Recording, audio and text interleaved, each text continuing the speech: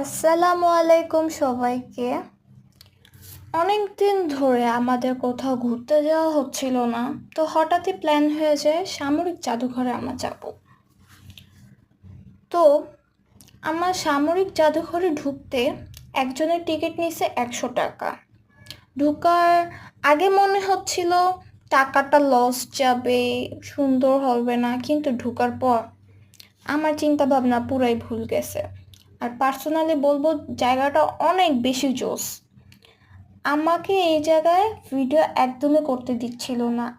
আমি তারপরেও লুকায় লুকায় ভিডিও করছি তোমাদের জন্য অনেক কষ্ট করে।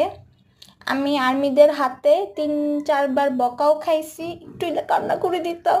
যাই হোক, এখানে অনেকগুলা গান ছিল। এইটা এয়ারফোর্সদের প্লেন। এখানে অ্যাকচুয়ালি এয়ারফোর্স, নৌবাহিনী, আর্মি এদের জিনিস দিয়ে ভরা ছিল। এটা যুদ্ধে, মুক্তি, গান, এখানে এগুলাই আছে।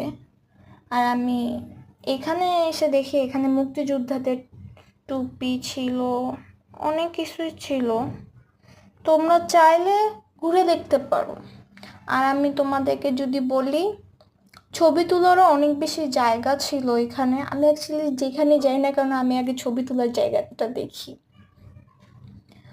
তারপর এখানে অনেক পুরান পুরান জিনিস ছিল, আর এগুলো সবগুলোতে লেখা ছিল হাত দিয়ে ধরা মানা। আর আমি ফার্স্ট টাইম এরকম ভিডিও করতেছি, সো প্লিজ পচায়ও না, ঠিক আছে?